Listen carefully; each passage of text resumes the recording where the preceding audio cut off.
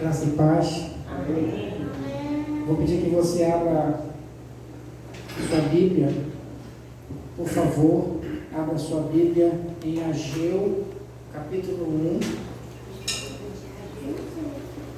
Ageu, capítulo 1. Não tem? Ageu, capítulo 1.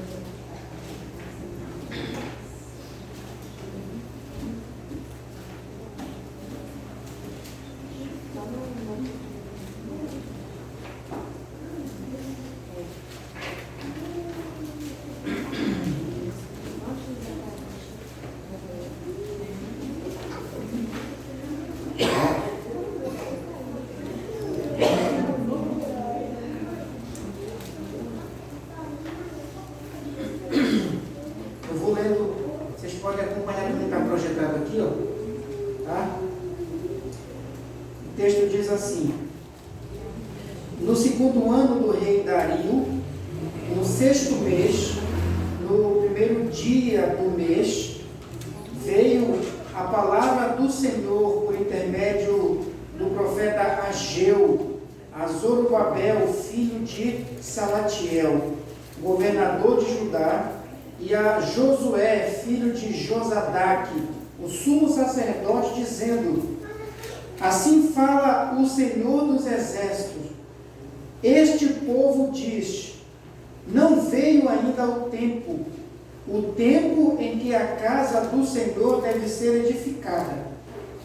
Veio, pois, a palavra do Senhor por intermédio do profeta Ageu, dizendo: acaso é tempo de habitardes vós em casas apaineladas, enquanto esta casa permanece em ruínas?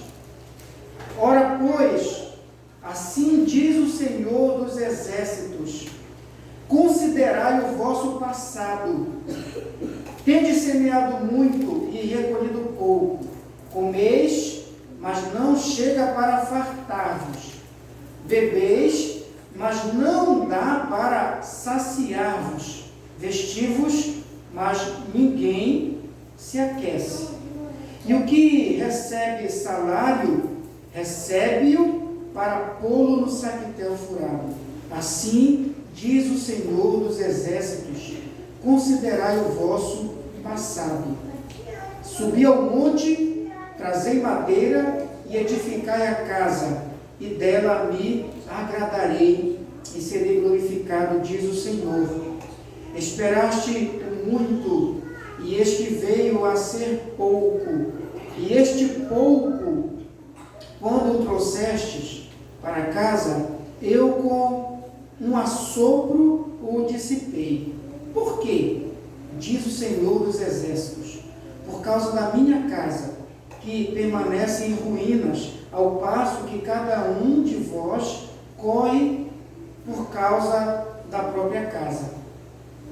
Por isso os céus sobre vós retêm o seu orvalho, e a terra os seus frutos.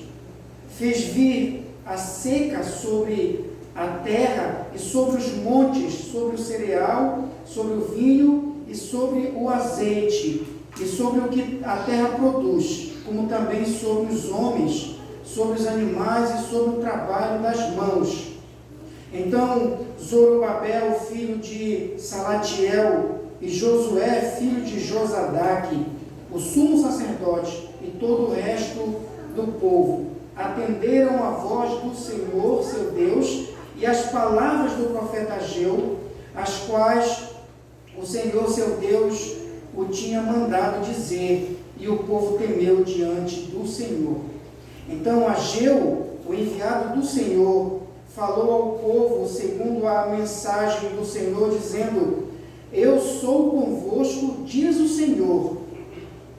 O Senhor despertou o espírito de Zorobabel, filho de Salatiel, governador de Judá, e o espírito de Josué, filho de Josadaque, o sumo sacerdote, e o espírito do resto de todo o povo.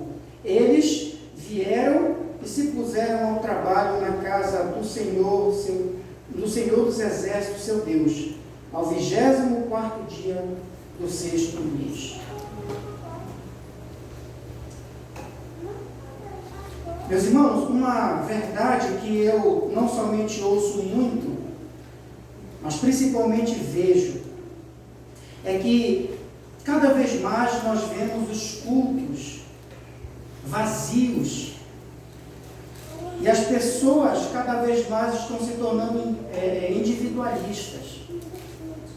E se nós pararmos para pensar, nós vamos perceber que a obra de Deus cada vez mais tem sido ignorada por nós. E eu pergunto para você nessa noite, qual tem sido a sua prioridade? Que lugar o culto a Deus e Deus ocupa na sua vida? O profeta Ageu, no texto que nós acabamos de ler, ele censura o povo porque o povo estava desprezando o culto a Deus e buscando seus próprios interesses. E o povo estava tratando o culto a Deus como algo secundário e priorizando o materialismo, priorizando os seus planos.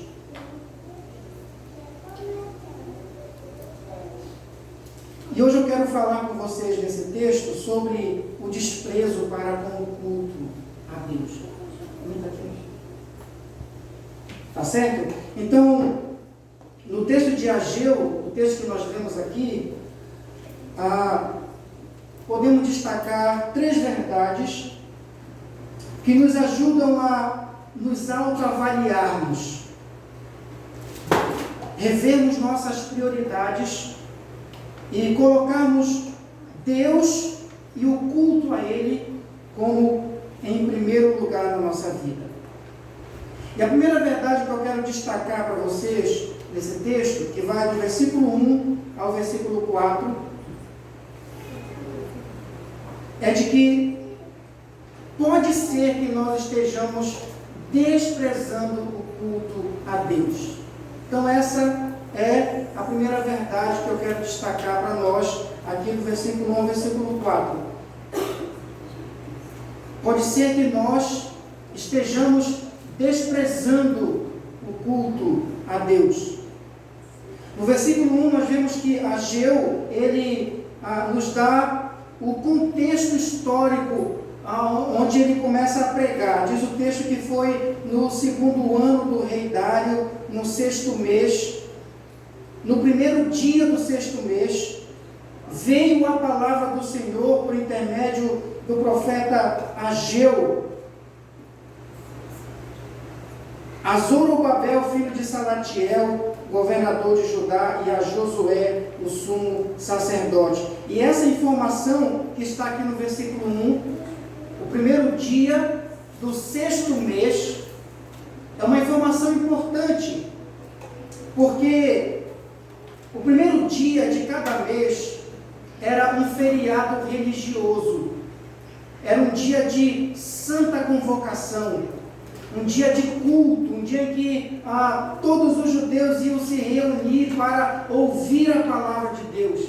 E foi nesse momento festivo que Ageu, ele prega a sua palavra. Obrigado. Ele prega a palavra de Deus. Foi nesse momento propício e muito adequado que Ageu, ele transmite a palavra de Deus ao povo. E a palavra que Deus manda Ageu pregar não é uma palavra de conforto, não é uma palavra de encorajamento, mas é uma palavra de censura. É uma palavra de confronto.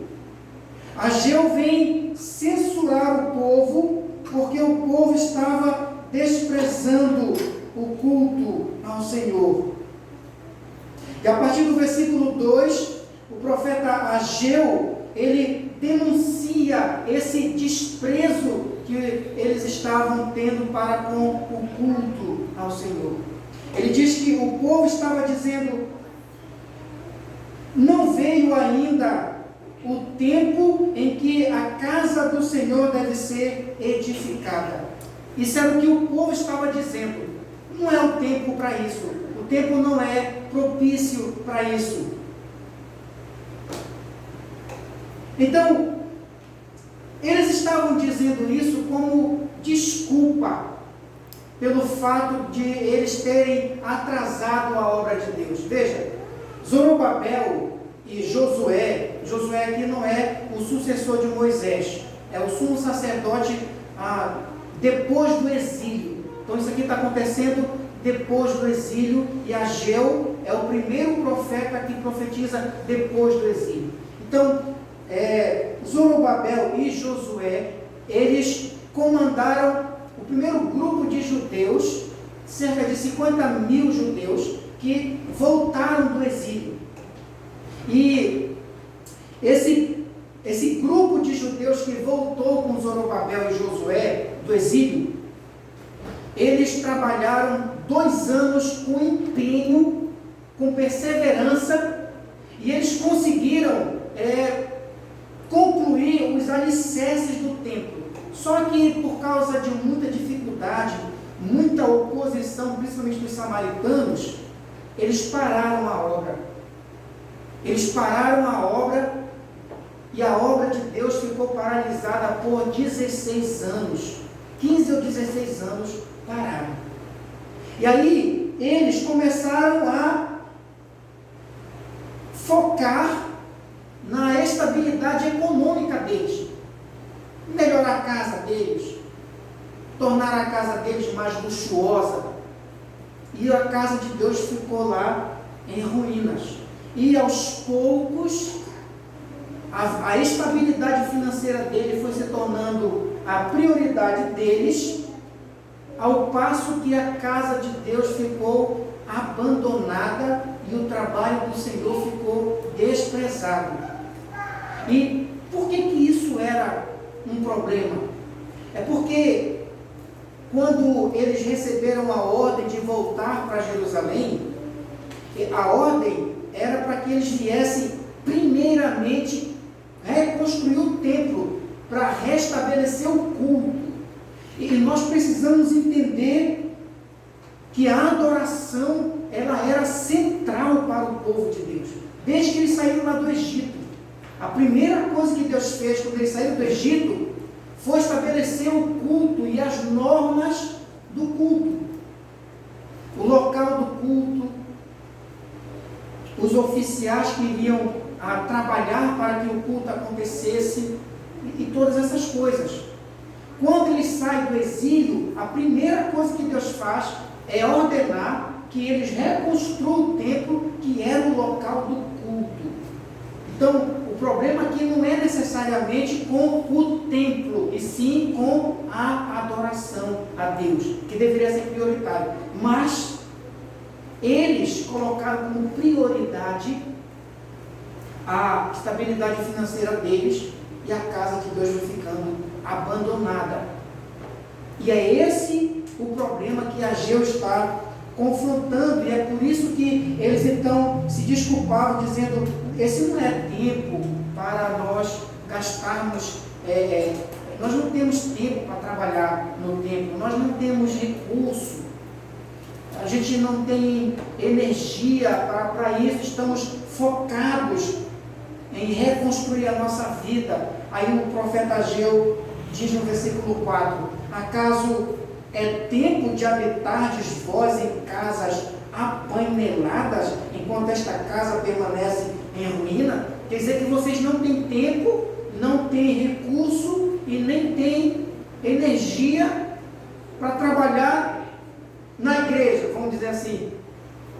Mas para apainelar a casa de vocês, tem dinheiro, né? Tem tempo e tem energia para isso. Então, o que o profeta está mostrando é que essa desculpa deles era uma desculpa injustificada. Era uma desculpa sem justificativa. não justificava, na verdade. Estava mostrando com isso a incoerência deles e mostrando que, na verdade, essas palavras, essa mudança de prioridade revelava o declínio espiritual deles.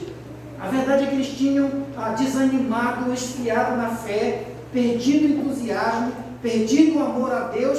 Por isso Deus e o culto a Ele não era mais prioritário para eles.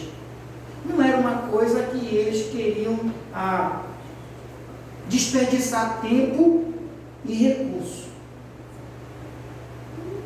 Portanto, essa atitude deles nada mais era do que um desprezo para com Deus e um desprezo para com o culto a Deus. Então essa é a primeira verdade que esse texto nos ensina. Nós podemos estar desprezando o culto a Deus como esse povo. Eles estavam desprezando o culto a Deus. E desprezando o culto a Deus, tratando o culto como sendo uma coisa secundária, eles estavam desprezando o próprio Deus. Então não era um desprezo só com aquele lugar da adoração a Deus, mas era um desprezo para com o próprio Deus. A segunda verdade que esse texto nos ensina, que vai aí do versículo 11, versículo 5 ao versículo 11, é de que nós precisamos corrigir nossas atitudes e conceitos errados a respeito do culto a Deus. Deus, Ele nos chama, por meio da sua palavra, a corrigir atitudes e conceitos errados que nós temos a respeito do culto a Ele. A partir do versículo 5 até o versículo 11, o profeta Ageu vai dar 3 instruções, advertências e promessa para o povo. Primeiro, ele dá uma instrução para o povo, no versículo 5, que ele vai repetir no versículo 7. Na verdade, do 5 ao 7, ele vai dar essa instrução, e ele vai repetir uma frase no versículo 5 e no versículo 7. A frase que ele repete é: assim diz o Senhor dos Exércitos, considerai o vosso passado. Em outras palavras, o que o profeta Ageu está dizendo a eles é o seguinte: vocês mudaram as prioridades, se acomodaram, adiaram a construção do templo, esfriaram na fé, sucumbiram ao materialismo, ao mundanismo. Então é o seguinte, avalie a vida de vocês agora. Vejam aonde o caminho que vocês escolheram trilhar levou vocês. Então, essa é a instrução de Ageu para o povo. Parem um pouco e reflitam. Avaliem a vida de vocês, prestem atenção e vejam se valeu a pena desprezar a Deus e o culto a Ele em prol de um materialismo, em prol de uma ambição de progredir financeiramente. Ele diz a partir no versículo 6, ele diz assim: olha, tendes semeado muito e recolhido pouco. Comeis, mas não chega para fartar-vos. Bebeis, mas não dá para saciar-vos. Vestivos, mas ninguém se aquece. E o que recebe salário, recebe-o para pô-lo no saquetel furado. Assim diz o Senhor dos Exércitos: considerai o vosso passado. Então ele está mostrando o seguinte: vocês fizeram isso para melhorar de vida, mas a verdade é que vocês não se satisfazem. A verdade é que vocês comem e não se satisfazem. Vocês não se fartam, vocês bebem água e não se saciam, não saciam a sede de vocês. E o salário que vocês recebem, vocês desaparecem do bolso de vocês, nem sabem o que você gastou. Valeu a pena? Essa é a pergunta, essa é a instrução, que eles avaliem a vida deles. E no versículo 8, Ageu estimula eles a mudarem de prioridade. Mudem de prioridade. Então ele diz no versículo 8: subi ao monte, trazei madeira e edificai a casa, dela me agradarei e serei glorificado, diz o Senhor. Em outras palavras, voltem a reconstruir o templo. É isso que ele está dizendo. Priorizem a obra de Deus. Parem de trocar as prioridades. É isso que ele está dizendo. Coloque a prioridade certa no lugar certo. Coloque os pingos nos is, né? Mais ou menos isso. Veja, eu quero que nós entendamos o seguinte: Deus não está dizendo aqui que eles não devem progredir financeiramente, que eles não podem trabalhar, que eles não podem melhorar a casa deles. O que Deus está dizendo é: vocês não podem fazer isso em detrimento e em desprezo ao culto a Deus. Vocês não podem mudar as prioridades. Que você possa melhorar a sua vida, isso é muito bom. Mas você não pode fazer isso em detrimento do culto a Deus. O culto a Deus deve ser prioritário para o crente. E aí no versículo 9 ao 11, nós temos aí uma constatação, uma advertência, ao mesmo tempo uma promessa. No versículo 9 ele diz assim: que eles esperavam muito, mas colheram pouco. E esse pouco que eles traziam para casa, o Senhor com um assopro dissipava. Aqui é uma constatação, ou seja, vocês estão sendo disciplinados por mim. E por causa da disciplina que eu impus sobre vocês, ele diz no versículo 10 e 11: por isso, os céus sobre vós retêm o seu orvalho, e a terra os seus frutos. Fiz vir a seca sobre a terra, e sobre os montes, sobre o cereal, sobre o vinho, sobre o azeite, e sobre o que a terra produz, como também sobre os homens, sobre os animais, e sobre todo o trabalho das mãos. Ou seja, eu estou disciplinando vocês. Então, quando eles diziam que eles não tinham condições, porque estavam experimentando escassez, eles achavam que era circunstancial. E Deus está dizendo: não. A dificuldade na vida de vocês é porque eu privei vocês de certas coisas. Privei vocês do orvalho, fiz vir seca sobre a terra, não fiz vir a chuva. Fui eu que disciplinei vocês e coloquei vocês nessa situação. Então, não é deixando de priorizar o culto que vai melhorar a vida de vocês. Não, é me obedecer. Então, aqui é uma constatação e ao mesmo tempo é uma advertência. Nesses versos, Deus está dizendo para eles o seguinte: vocês devem mudar a prioridade de vocês. Vocês devem parar de desprezar o culto a mim. E ao mesmo tempo uma promessa: se vocês me obedecerem, se vocês se arrependerem, se vocês mudarem as prioridades de vocês, eu vou abençoar vocês. Então, nesses versos nós temos essas três coisas. Então veja, primeira verdade, podemos estar desprezando o culto a Deus. Segunda verdade, Deus nos chama a corrigir ideias e atitudes erradas em relação ao culto a Deus. Deus nos chama a mudar as nossas prioridades. E por último, a última verdade que esse texto nos ensina é que nós devemos obedecer a Deus e a sua palavra, priorizando o culto a Ele. Irmãos, os versos 12 a 15 mostram o resultado da profecia de Ageu nesse contexto. Em primeiro lugar, o texto mostra aqui, no versículo 12, o texto mostra que a liderança, no caso Zorobabel, que era o governador, e Josué, que era o sumo sacerdote, a liderança e todo o povo deu ouvidos à voz do Senhor e às palavras do profeta. Então, Zorobabel, filho de Salatiel, e Josué, filho de Josadaque, o sumo sacerdote, e todo o resto do povo Atenderam a voz do Senhor, seu Deus, e as palavras do profeta Ageu, as quais o Senhor, seu Deus, o tinha mandado dizer, e o povo temeu diante do Senhor.